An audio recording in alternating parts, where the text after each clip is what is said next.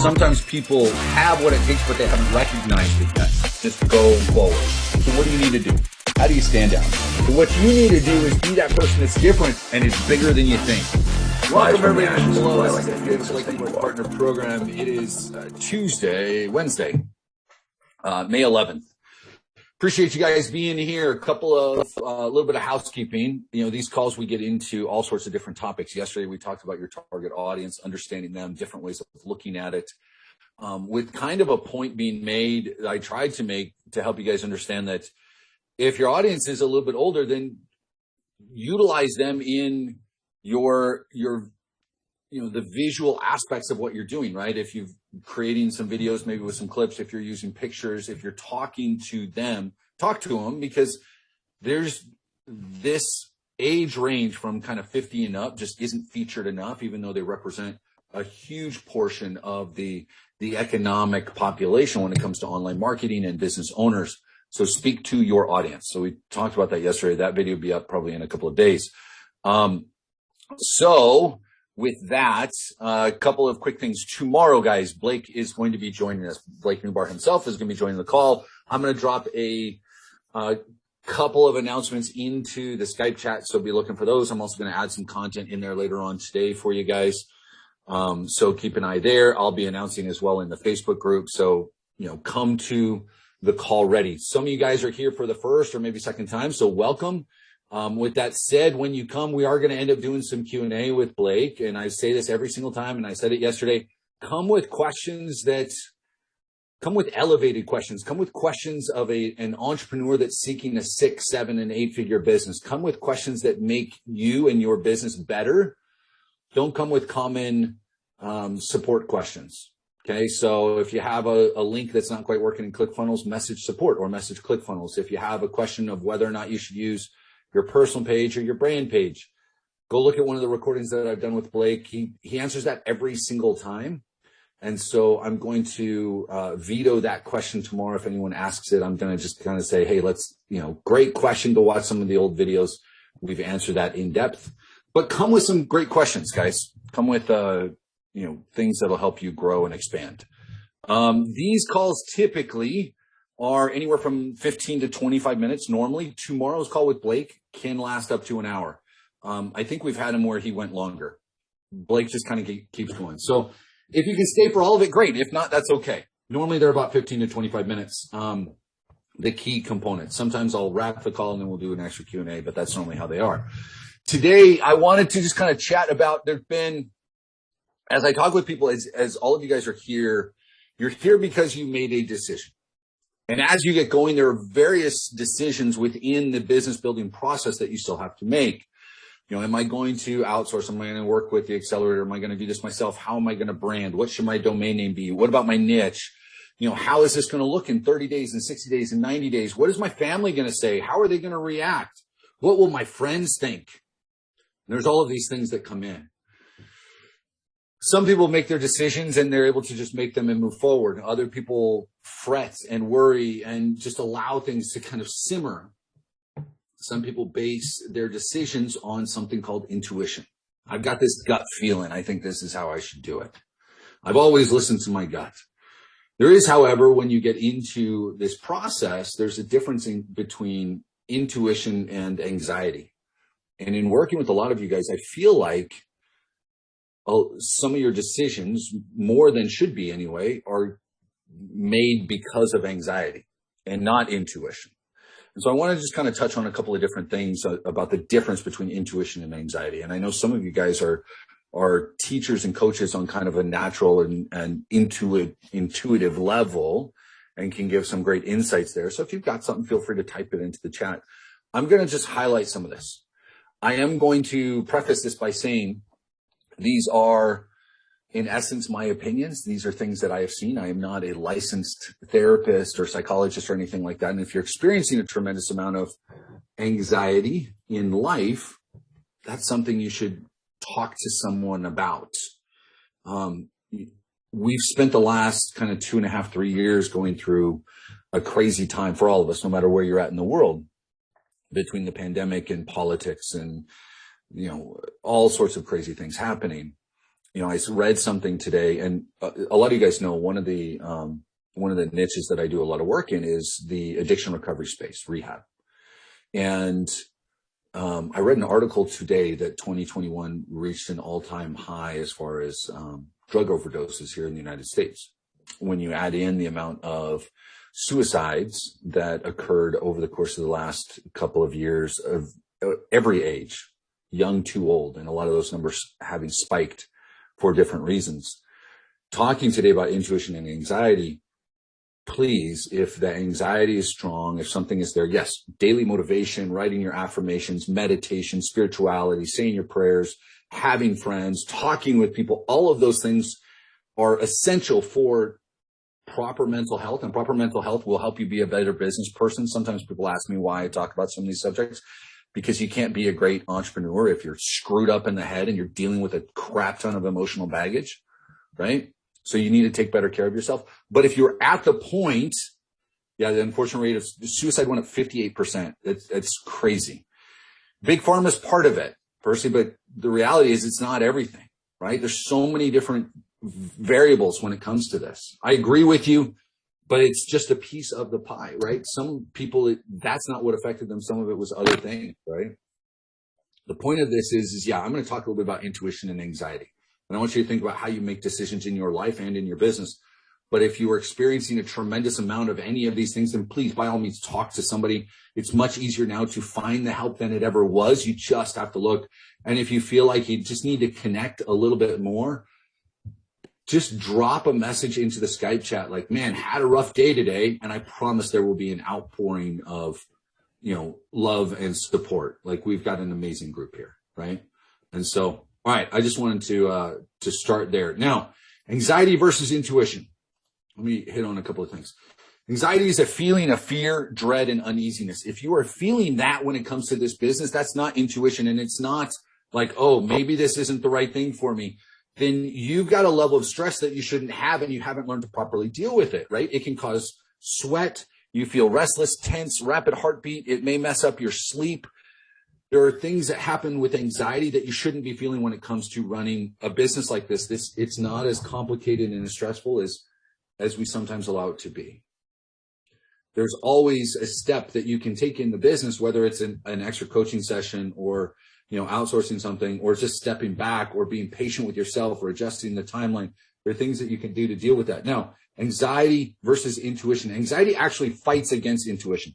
When you feel anxious, the discomfort and physical symptoms reduce the ability of the insular cortex to process information and make accurate decisions. Stress screws you up. Cortisol, other hormones, it messes with your ability and your cognitive function, right? You don't work at an optimum level when you allow anxiety to seep in and overwhelm some. Okay, so for everybody there, just stop worrying about it. Just get over it, right? That's the most helpful thing that any man could possibly say, isn't it? Especially when they're talking to the wife. Honey, why are you stressed? Just stop stressing out so much. Knock it off. I'm not saying that when we're talking about anxiety and intuition here, guys. What I am saying is that you need to recognize how you're feeling and then work on dealing with those emotions, okay? And there is always a way to work through them, okay? Yeah, so Maggie, the fear, and I've heard that so many times, false evidence appearing real, right? And a lot of people have heard that, right? It's kind of an acronym. And for a long time, I believe it. Now, this may simply just be, tomato. It may just be the way that I'm looking at it and approaching it, but fear is an emotion that we don't always, I think fear isn't necessarily the false evidence appearing real. I'd almost attach that to what anxiety is, because fear is an emotion that's almost instinctual, right? We can experience fear and our body will experience it like that because of whatever situation we may be in. Anxiety is when we begin to dwell more and more and more on certain topics and we allow it to overwhelm on and on, right? So don't beat yourself up because you get scared of something, but don't allow it to continue to guide your decision-making process, if that makes sense, right? So the initial fear is out of our control, but allowing that fear to then turn into anxiety is where that's where you get screwed up, in my opinion. Maggie, is that fair to say? Or do you disagree? And if you disagree, that's fine, but is that? Yeah, well, I agree with what you were saying, but also, fear is something, we fear something in the future that hasn't happened yet. So I tend to, when someone asks me about fear, I tend to point them out to the opposite of fear is faith, and both require us to believe in something that hasn't happened yet.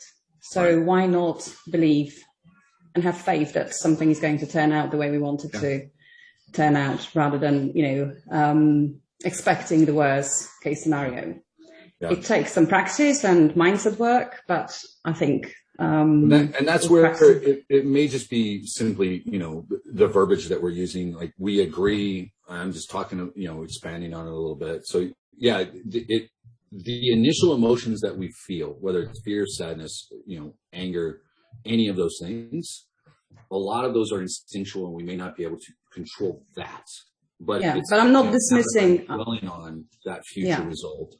But I'm not dismissing anxiety. It's a lot of people. It's basically lack of awareness, so they need to work on it. And if they recognize it, and if they get help, that's obviously very good, because basically it's becoming aware of that it's possible to actually have faith rather than live in a fear.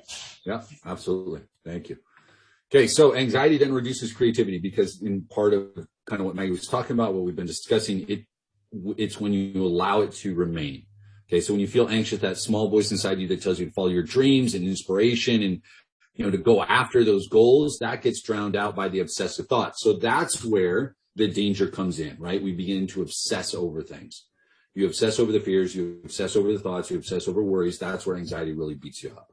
Okay, so intuition, on the other hand, is going to generate curiosity, not shame. So anxiety tells you something's wrong, or someone else is right or better than you. And so this anxiety can trigger feelings of unworthiness, guilt for whatever reason. Oh, I can't believe I'm doing this, versus spending time with my family. Again, what is my family going to say? What is going to be their reaction? That comes from anxiety, and it hampers intuition, where intuition is kind of looking at it, and I want to get curious about something. I want to learn more. I want to continue to grow. And if someone else is achieving something, I'm comparing in a positive light, and am thrilled for their growth, as opposed to, oh, they've achieved it and I'm not going to be able to, because that's just not me. Anxiety can be overwhelming. Intuition then doesn't come in big waves. So this was an example that I saw that I thought was pretty great. Intuition is kind of like if you've ever gone to a big lake and kind of you see the water just kind of lapping against the shore really softly, right? Like the example that I actually thought of when I was reading this, is she still on here? Was it Madeline who was right up in Colorado? Kathleen, sorry. When I was up in Netherlands, great big lake up there, and I imagine myself standing right next to that lake, where the tide it's just kind of slowly lapping against the shore. Whereas anxiety is kind of like the waves at the beach with a riptide, and it's pulling you out, and you kind of lose control, and it's just this overwhelming, especially in a storm kind of thing, right? That's anxiety. Intuition is just kind of like, hey, what do you think about this? This might be something good, right? It's that kind of thing. So Scott said here, one can only control what one can. What one cannot control is wasted energy to worry about or even spend time on. You can only do what you can do, but sometimes that's enough. And where's the quote from, Scott? Did you write that out? It sounds like a quote someone wrote out. But I love that. That said, sometimes the fear or anxiety hits, and sometimes it's our hormones. Sometimes we've talked about, right? We've had Melissa on talking about brain health and neurofeedback therapy. Sometimes our brains are out of whack, and so that anxiety is there at a heightened level that we haven't learned to deal with yet. If that's the case with what you have going on, guys, study it, learn about you as much as possible, learn what triggers you, learn things that can be helpful. Some people, we've talked about this before, and I'll do this at the end. I'm going to ask everybody to kind of share, not right now, wait for a couple minutes. What are things that you do to help deal with fear, lower anxiety? Like in the moment is what I'm talking about, right? Listen to music, going for a walk. Like I'm going to ask for some examples there. Okay. So Informed creativity motivated by purpose. That's just a deeper level, I think, of intuition. That's grabbing a hold of intuition and running with it, David, and in a way empowering yourself in that regard. And then the last thing here, intuition isn't intimidating. When you listen to intuition, you feel like you are at your best. You become your best self when you allow intuition. And that's kind of what you're talking about with David here, informed creativity motivated by purpose. Understand where you want to go, working through obstacles, working through challenges to become better, and getting yourself kind of into that zone mindset, that flow state that they talk about, where you allow your thoughts to really grow and push yourself forward. So on that note, guys, either raise hands or dropping into the chat here. I want to know what it is you guys do when anxiety is there. Maybe it feels a little bit overwhelming. What do you do to kind of reset yourself? Right. I've talked about some challenges that I've had going on in the last week and a half, 2 weeks, and dealing with things and anxiety being there, and some of those things being outside of control, just like Scott is talking about. Some things I have zero control over, and yet the anxiety remains. So how do you deal with it? For me, it's been meditation. I've doubled down on my affirmations, my journaling. I'm writing more, kind of doing the brain dump that I've talked about, trying to get back into the gym has been difficult for me in the last week because I'm so frustrated and anxious about different things that I don't have this control over. Today I'm getting in. It's going to happen because that's one of the things that for me really helps. So let me scroll up here. So the challenge is bridging the gap, right? Catalina manifesting all sorts of cool stuff. Meditation, 6 deep breaths, counting to 10, right? Take a purposed pause. I like that. Take a moment and just stop and reset. So, Percy, when you say you reset by believing that anything I do is possible, do you listen to something? Do you write that out? Is there a mantra that you repeat? Are there affirmations? What is it that you do? Sitting down, thinking about gratitude. Missy's talking about purpose, goals, targets, faith that God wants you to succeed, deal with anxiety. Listen to a masterpiece of classical music. Good. I like The Sounds of Silence and Hotel California. I listen to that. That's kind of like my pity party for a good 10 minutes. Those songs are a little bit long, so I listen to those. And then I sit down, I reset, bring in some affirmations, other stuff, and refocus.